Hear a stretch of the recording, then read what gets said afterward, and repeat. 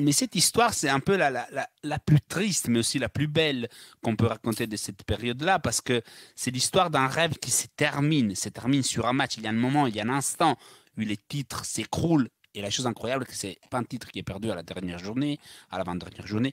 C'est un titre qui est perdu le 7 février 1999. C'était la Fiorentina vraiment extraordinaire avec Edmundo, avec Oliveira, avec Batistuta, Rui Costa, avec Trapattoni sur les bancs de touche. Et cette équipe jouait avec un 5-3-2, avec Toldo, Torricelli, Henrik, Repka, Padalino, Falcone, derrière, bien sûr, Rui Costa, milieu de terrain, avec Cois. C'est une équipe vraiment très, très belle, avec un Batistuta extraordinaire. Il avait marqué 17 buts sur les 17 journées allées, donc une machine à but. Et sur ces matchs-là, quand on arrive à ces Fiorentina-Milan, la Fiorentina est première, 41 points, la Lazio a 38, Milan a 36. Et sur ces matchs-là, la Fiorentina a fait un match très beau, c'est 0-0. Ça manque quelques minutes pour terminer les matchs, 88e minute. Quand Batistuta part, moi je me souviens de ces matchs, j'ai dans la tête l'image, c'est impossible à oublier. Parce que 88 minutes, Batistuta part toute seule vers le but des Abbiati. Et à un certain moment, il s'écroule totalement. Toute seule, il tombe. Et les silences du stade Artemio Franchi, c'est incroyable. Et c'est une blessure. C'est une blessure musculaire. Ils sortent sur civière. Tout le monde a compris que c'est quelque chose qui vient de se passer, que la saison peut-être de la Fiorentina se termine. Sûrement, Batistuta reste longtemps dehors du terrain. Et la chose incroyable, c'est qu'avec la blessure de Batistuta, tout le monde a compris que le rêve du titre de la Fiorentina est terminé. La Fiorentina va terminer troisième. La chose plus grave quand même, c'est pas que la Fiorentina perde les titres seulement pour la blessure de Batistuta. C'est qu'il se passe une autre chose, ce soir même. C'est que Edmundo avait une accord dans son contrat. Il a été libre de partir pour aller au Brésil au Carnival. Et des soirs même, quand Batistuta encore doit passer le contrôle médical, mais on sait que ça sera une longue blessure, Edmundo part. Edmundo quitte Florence pour aller au Brésil. Edmundo quitte son équipe première au classement, qui rêve les titres, sans son meilleur joueur, l'homme qui avait marqué 17 buts en 17 matchs sur la phase allée et qui avait marqué un but sur les 3 matchs suivants. Et oublie ses coéquipiers parce que lui, il avait cet accord d'aller au Brésil et il décide d'aller au Brésil quand même. Et donc la Fiorentina perd sur la même soirée ses 2 attaquants, une pour blessure et l'autre pour amour du pays, on peut dire. Et cette image, je ne sais pas si vous la souvenez, si quelqu'un l'a vu, de Batistuta qui tombe toute seule en se tenant la jambe et comment le stade de Firenze avait compris qu'en ce moment, c'était terminé le Rêve Scudetto en février, avec encore 14 matchs à jouer. Pour moi, ça reste vraiment les symboles de ce que cette Fiorentina extraordinaire, qui allait gagner à Arsenal, qui allait gagner face à Manchester, champion d'Europe, qui était incroyable aussi en Europe, et ces joueurs magnifiques qui voulaient gagner avec la Fiorentina. Il a toujours refusé de partir. Il ne pourra pas gagner les titres avec la Fiorentina. La saison suivante, il reste, mais 2 ans plus tard, il va partir pour aller à la Roma. Et quand il revient, Edmond, il n'a pas de problèmes avec les supporters? Il a des problèmes avec les supporters, il a des problèmes dans les vestiaires. Non, tout s'écroule sur ces matchs-là. Oui, il revient, il finit la saison, mais rien n'est plus comme avant.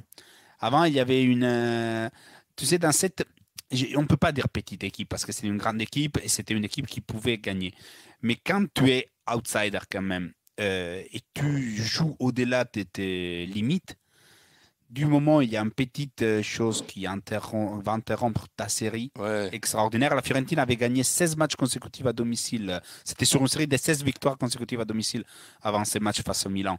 Et sur ces matchs, au-delà du fait qu'ils n'ont pas gagné et que Batistuta se blesse, oui, à 2 minutes de la fin, mais sur une action de but, c'est la fin psychologique. Et c'est probablement la fin aussi de cette Fiorentina extraordinaire qui va encore jouer des coupes d'Europe, qui va faire une demi-finale en coupe UEFA une dizaine d'années plus tard, qui va gagner des coupes d'Italie.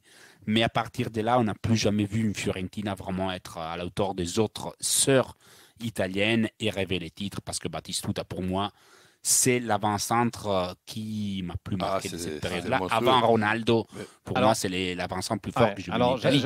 j'allais le dire. Forte j'allais le physiquement, dire. hein, forte physiquement, parce qu'après, Van Basten était différent. Mais joueurs comme Batistuta, il y en a eu peu.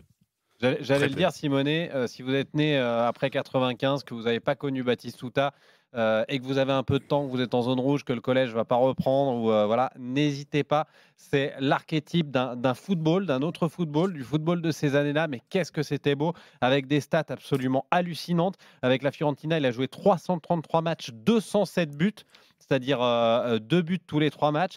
Avec l'équipe d'Argentine, les stats sont similaires. 78 matchs, 56 buts. Voilà, c'était un joueur juste hallucinant et c'était vraiment un joueur d'une immense classe. Si vous aimez le foot et que vous êtes né, encore une fois, après 95, regardez, trouvez des vidéos avec une allure, comme dit coach, un côté parfois costaud, parfois bestial, parfois puissant à l'épaule contre épaule et une telle finesse à la finition. Ça fait partie des joueurs qui font aimer le football et le ballon. J'avais une question pour toi, Simonet, par rapport à cette histoire très chouette que tu nous racontes avec beaucoup d'émotions.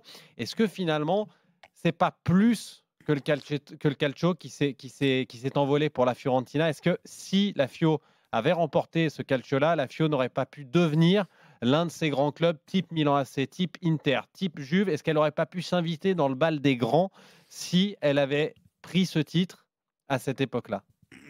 Non, peut-être pas, mais ça aurait pu rester un peu au niveau de Lazio et Rome, c'est-à-dire juste un écran, juste cran une marche. ouais. Oui, ce qui était Naples il y a encore quelques années. Marche derrière. C'était des années où les propriétaires, là c'était Cecchi Gori, un producteur du cinéma, investissaient énormément d'argent. Batistuta a 31 ans. Ils partent donc 2 ans plus tard pour 70 milliards, donc aujourd'hui ce serait 35 millions d'euros pour aller à la Roma. Et c'était la Fiorentina à l'époque quand même qui investissait énormément. Ces périodes-là, quelques années plus tard, ils sont obligés de tout vendre. Rui Costa au Milan, Toldo à l'Inter, Batistuta à la Roma. Et ils sont en train de détruire cette équipe extraordinaire aussi pour des raisons économiques. C'était la fin de l'âge d'or où les équipes italiennes, toutes les équipes pouvaient dépenser des milliards. Et je pense que c'était les moments ou jamais pour la Fiorentina de monter un étage supérieur.